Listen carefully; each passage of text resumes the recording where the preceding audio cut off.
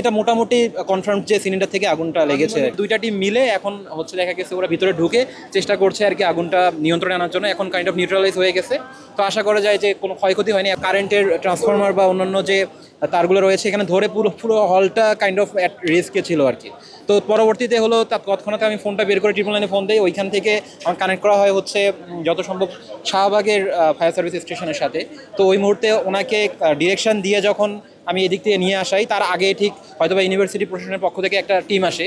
তো ওরা দুইটা গাড়ি নিয়ে আসার পর যখন ওরা ঢোকার চেষ্টা করে, পরবর্তীতে ট্রিপল লাইনের টিমটা এসে আমাকে ফোন দেয়। তারপরে আবার ওনাকে এনাদের সাথে কোলাবরেট করে দেওয়া হয়। স্কিন শুষ্ক রুক্ষ হয়ে যাবে বলে কি বাইরে যাবে না? জাস্ট 1 2 3 4 করো, স্কিনটাকে রিভাইভ করো। তো পরবর্তীতে হচ্ছে দুইটা টিম মিলে এখন হচ্ছে দেখা গেছে ওরা ভিতরে ঢুকে চেষ্টা করছে আর কি আগুনটা নিয়ন্ত্রণে আনার জন্য। এখন কাইন্ড অফ নিউট্রালাইজ হয়ে গেছে, তো আশা করা যায় যে কোনো ক্ষয়ক্ষতি হয়নি এখন পর্যন্ত। আমি প্রথম থেকে দেখা পর্যন্ত এখন পর্যন্ত কারো ক্ষয়ক্ষতির কোনো চিহ্ন দেখিনি, ওইখানে কেউ ছিল না। তো কিন্তু 3-4টা সিলিন্ডার ছিল আর কি, তো মনে হচ্ছিল উপর থেকে বাস্ট হয়ে এসে মাথায় পড়ে কিনা। তো তখন আমরা সবাইকে আর কি নিরাপদ দূরত্বে বজায় রাখার চেষ্টা করছি সবাই মিলে, দূরে থাকে এই জন্য। তো আপাতত এখন সেন্ট্রালাইজ। জি, সিলিন্ডার থেকে এটা মোটামুটি কনফার্ম যে সিলিন্ডার থেকে আগুনটা লেগেছে। তখন 6:15, 10 থেকে 15, এখন 6:30 বাজে, তখন 10:30 থেকে 15 হবে এই সময়টাতে এই অবস্থা হয়। তো পরবর্তীতে ফায়ার সার্ভিস হোল্ডাররা ওরা যখন আসে, তো তখন দুইটা টিম কোলাবরেট করে আর কি এখন মোটামুটি নিউট্রালাইজ করে ফেলছে।